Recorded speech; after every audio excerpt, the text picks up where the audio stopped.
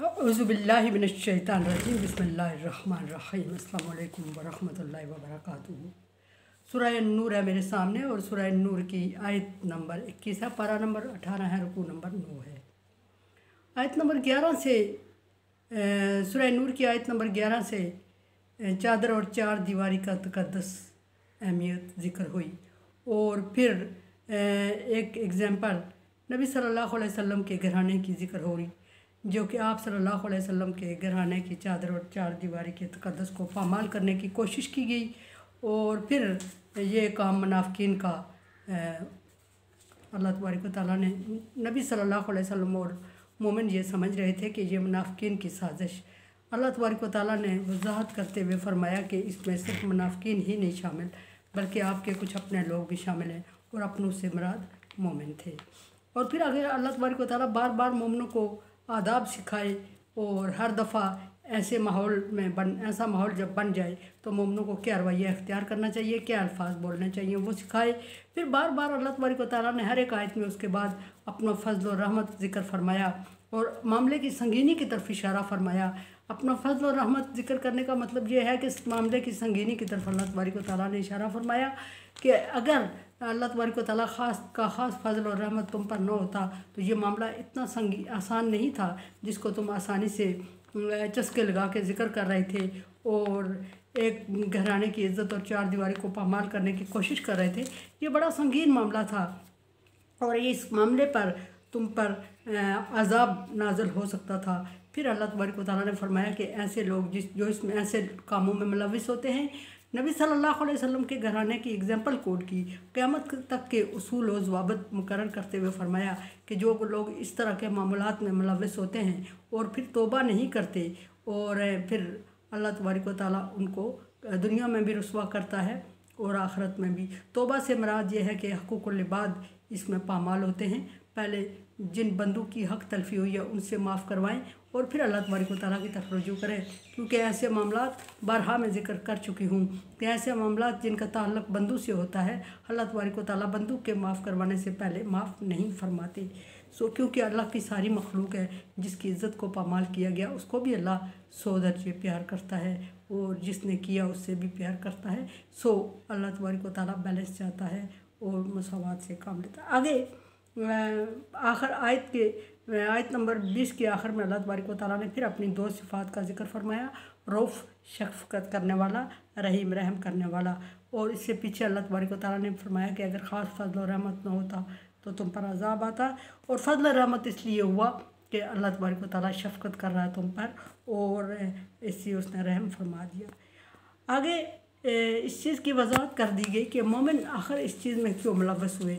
मुनाफ़िकीन तो नबी सल्लल्लाहु अलैहि वसल्लम की इज़्ज़त को पामाल करना ही चाहते थे, नबी सल्लल्लाहु अलैहि वसल्लम और आपके घराने का तमाशा बनाना ही चाहते थे और उनकी आदत भी यही है कि वो ऐसी बातों में पढ़ कर खुश होते हैं, मज़ूज़ होते हैं और वक्त को ज़ाया करने की उनकी सज़ा है ये कि वो इस तरह वक्त को ज़ाया करते रहते। आया मोमिनों को क्या हुआ, मोमिन क्यों? यहाँ अल्लाह तबारक व तआला ने बयान फरमा दिया कि शैतान का अटैक भी हो सकता है कि मोमिन इसमें शरीक हो जाए। ये नबी सल्लल्लाहु अलैहि वसल्लम की तसल्ली के लिए और मोमिन जो कि कर चुके थे गलत काम, नबी सल्लल्लाहु अलैहि वसल्लम के अगेंस्ट मुनाफ़िकीन के साथ शामिल होकर गपशप में शामिल हो चुके थे, वो भी बहुत परेशान हो चुके थे, डिप्रेस्ड थे।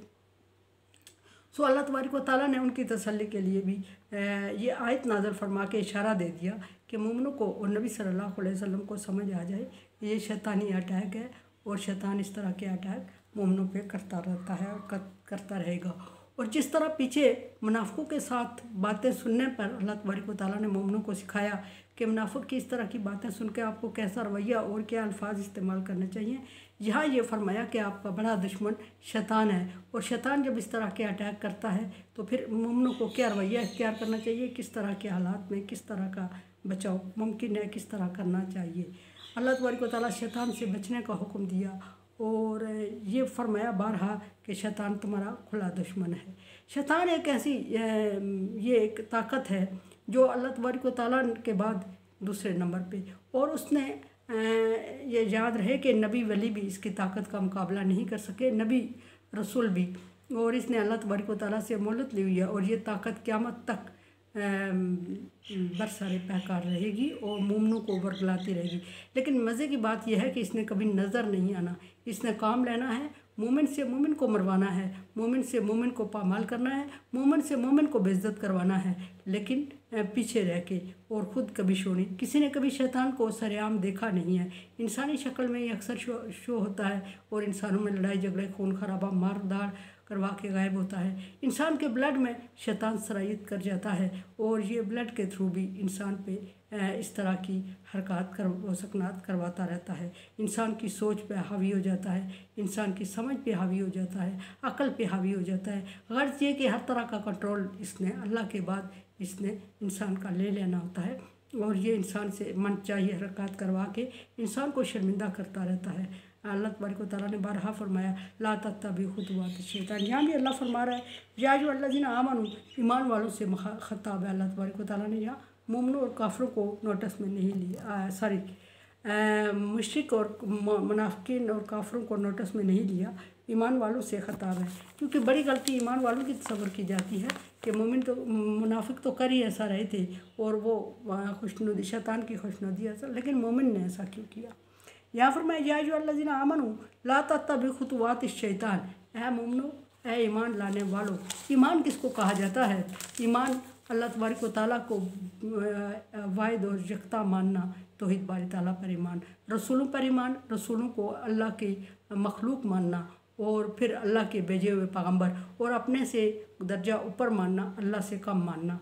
किताबों पर ईमान के नाज़िल करदा है अल्लाह की तरफ से जो अहकामात कुरान पाक तक ज़िक्र हो रहे हैं और पिछली किताबों में भी है, उनको एज़ इट इज़ अल्लाह की तरफ से नाज़िल करदा मानना। उसके अलावा अगर कोई चीज़ें हैं उन किताबों में तो उस पर ईमान ना लाना, उसको ना मानना, अल्लाह की तरफ से नाज़िल करदा। फ़रिश्तों को मानना, फ़रिश्तों को अल्लाह की बेटियां ना मानना जिस तरह के मुशरिकीन ने किया, मुशरिकीन मक्का ने, बल्कि फ़रिश्तों को अल्लाह की नूरानी मखलूक मानना और ये मानना कि अल्लाह तबारक व तआला ने उनको इबादत के लिए पैदा किया हुआ है और इबादत में लगे हुए हैं। और फिर उसके बाद मानना किसको, अच्छी और बुरी तकदीर को मानना ईमान कहलाता है। और क़यामत के बाद दूसरी ज़िंदगी पे यकीन रखना और उसके बारे में कोशिश करना ईमान कहलाता है। और क़यामत के बाद, क़यामत आखिरत की ज़िंदगी पर, आम लोग इसको आखिरत की ज़िंदगी इस तरह समझते हैं कि क़यामत तक का आखिरत ज़िंदगी नहीं है, क़यामत तक पहली ज़िंदगी है, क़यामत दरमियान में ब्रेक है और ब्रेक के बाद जो दूसरी ज़िंदगी शुरू होगी वो आखिरत की ज़िंदगी कहलाती है। और याद रहे कि उसको मानना ऐसा है, मोमिन इस तरह कहलाएगा कि जो हम अमल कर रहे हैं इस दुनिया में, इसकी बेस पर, इसके अमाल के हिसाब से वो अगली ज़िंदगी हमें दी जाएगी। और बाद लोग इस चीज़ से मुनकिर हैं, सो वो उनको नहीं माना जाता कि वो मोमिन है, वो आखिरत पर ईमान नहीं रखते।